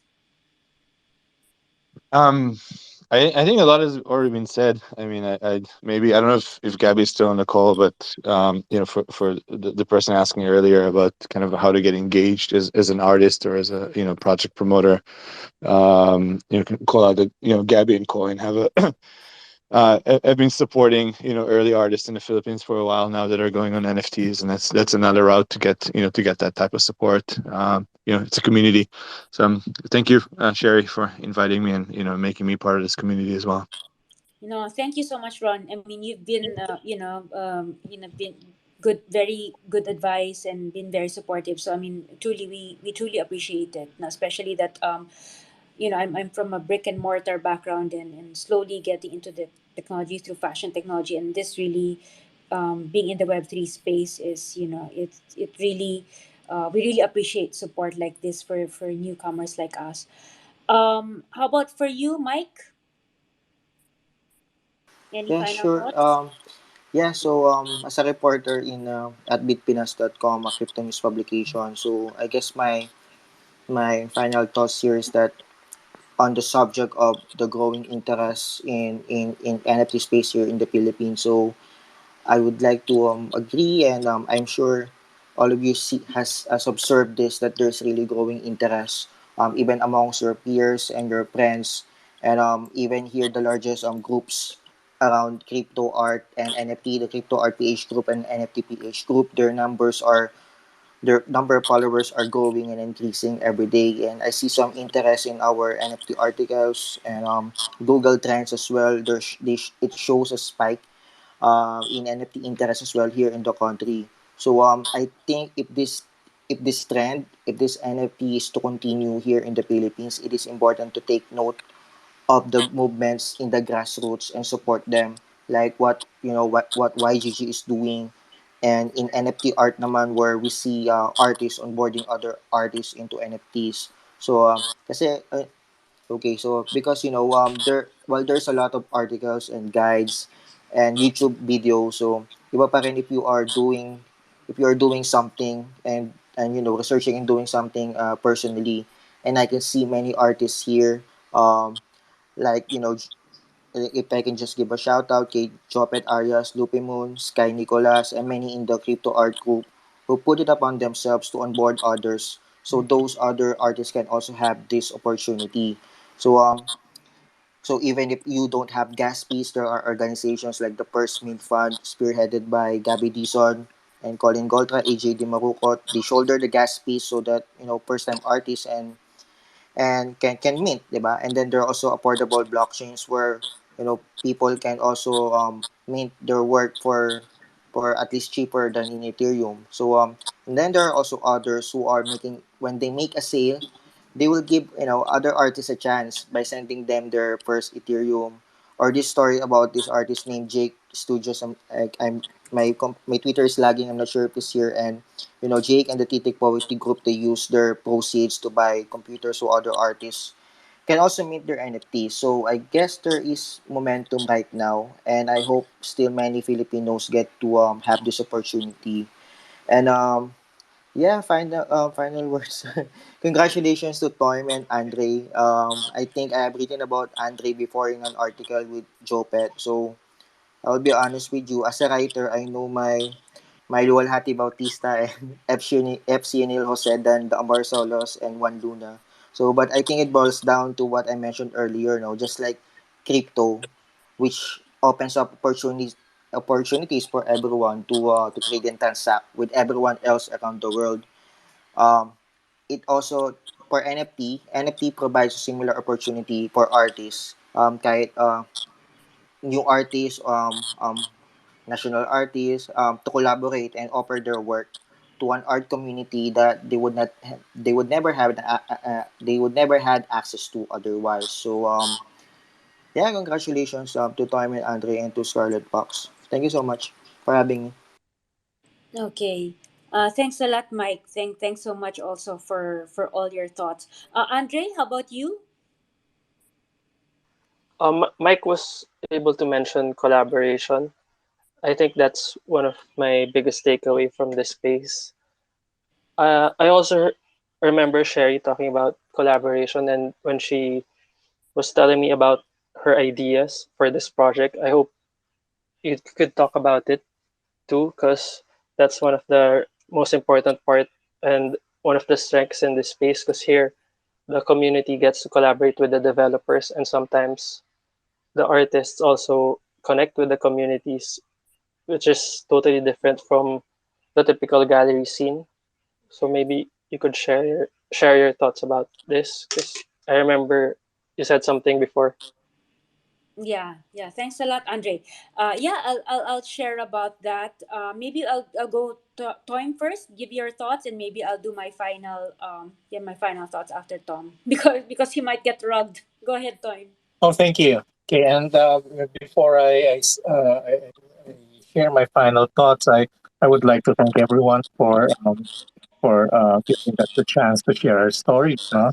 And when I say stories, it's because this is also part. What's this collaboration is part of an artist's journey also, confronting a new medium. I think the bottom line is we should have a mindset that what's being presented to us is also art. And when we are confronted with a piece of artwork in front of us, and we're deciding to secure or purchase or own it, the mindset uh, somehow goes two ways. No, one is that you buy the story that is contained in the artwork per se. No, its aesthetic qualities, the subject matter, it resonates with you. That is why you try to purchase it. And then there's the other way, no, that you buy the artwork because you are buying into the story of the artist. No? And what has been mentioned earlier is that I think it was Mike, no, that um, uh, if you're going to somehow purchase an artwork, or you have plans of long-term plans of like really collecting a particular kind of artist, if your interest is more of like it's there the artist's continued presence in the NFT platform, then by all means, not buy the work, especially the pioneering works that this artist is doing. And eventually, if it really becomes big in this particular platform, then it's to your advantage. No, you have work that you can appreciate, or maybe probably somehow quantify in terms of value. But then again, no, if uh, maybe who knows that one particular artist will only produce a set of works in NFTs, no, for one particular collection, and after that will no longer engage in NFTs, no. But that same artist continues to with his art making processes, and he's not only limited to painting or sculpture. Sometimes are exploratory, and its values appreciate in other platforms, then you're holding something that's unique, no? You're holding something that's part of his artist journey when he tried this particular medium. So I think what matters is that you're willing to take the risk as much as the artist is willing to take the risk in creating works with NFTs. No, I think it's wonderful that this kind of artwork is not tied to geography, that people from different parts of the world can access, no, and subscribe to your art making processes or production. And as a final note, no, it's not only the benefit is not only acquiring a piece of work that you want, no, but it also adds up to your own personal digital footprint, no. It is undeniable that we have the real world and the virtual world or the digital world coexisting side by side, no, as we move on into the future. And part of the selection, the accumulation of all these digital assets, no, becomes part of your own profile in the digital world. It becomes autobiographical in a way, no? Not long after you're dead or your corporeal body is not no longer in this world, no?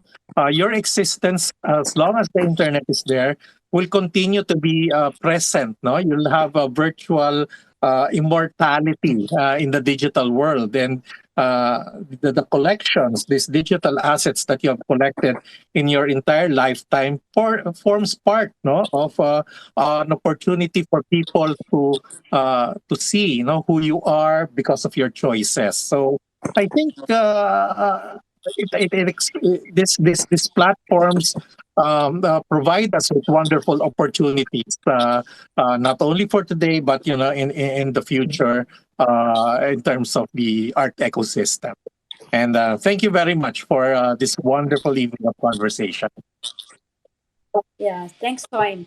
And for me, just to wrap everything up, maybe I'll start with the beginning of the story of how it all started. And, you know, with my retail days, we've done a national artist series where we've paid tribute to a lot of our national artists, and and how to strengthen arts and culture, and by putting their works through the merchandise.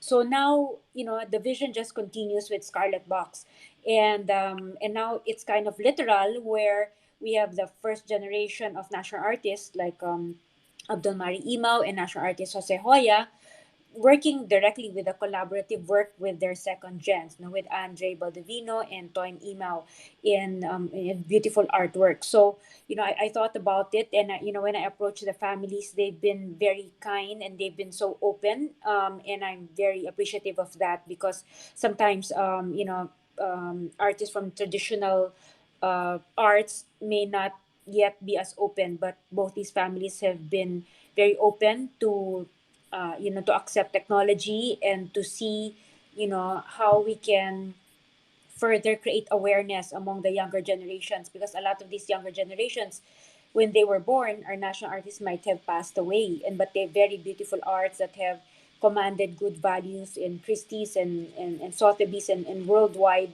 collectors.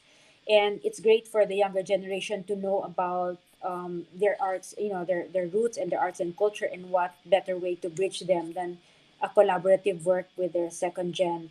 So plus for us doing the collectible box with the live digital frame that you can display on your desk or on your in your as a gift would be very beautiful. And for for the first time, I mean, normally when you have NFTs, you have to show them in your mobile with your digital wallet.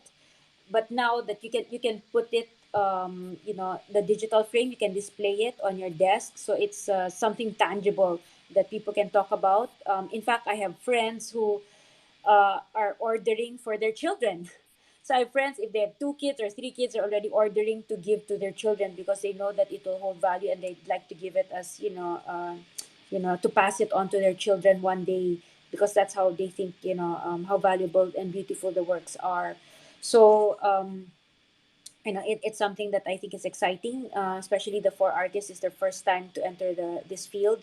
And one thing that also I'm excited about is we'll also be creating scholarship for students, for public school students in the arts, because being in a third world country, sometimes the parents will not be as supportive of people in the arts, because they might think it's more commercially challenging. So that's one thing we'd like to support.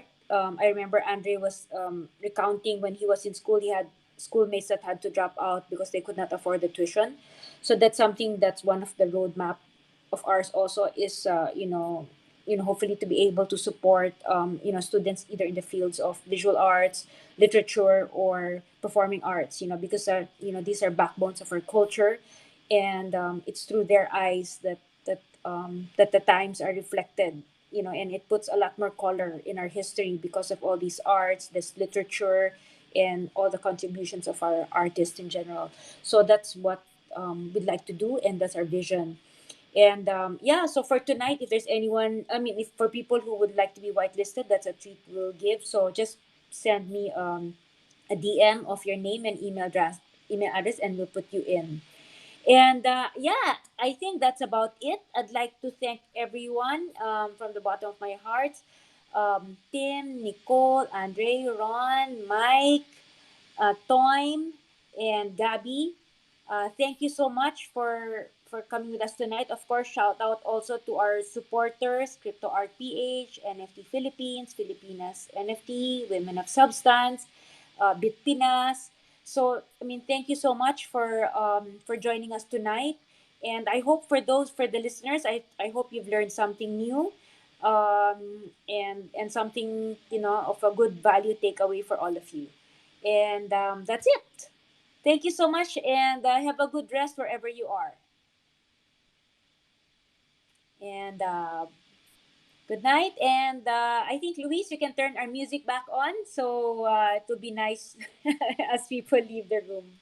And for those of you, for the speakers, I mean, thank you so much for coming, and let's keep in touch. Yep, thank you so much for hosting and having me. Yeah, thanks, Nicole. Thank you, Have a good everyone. day. Yeah, Good thank you. night. Good night.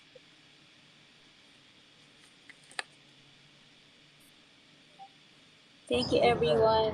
Thank you, Cherie. Thank you. Good night, everybody. Okay. Thanks, Tim. And enjoy Turkey. Yeah, I just got to Istanbul. Perfect. Okay. Okay. Be careful over there also. Yes. Yeah. Good night. Thanks so much. Thank you. Toym, I love Thanks your so work, much, Toym. Mike. Oh, thank you. Thank you. Yeah. Thanks, Toym, Andre. Thanks also, Ron. I mean, glad that you're back, and I know you have already a busy schedule with the Philippine tech scene, so it's good to have you back.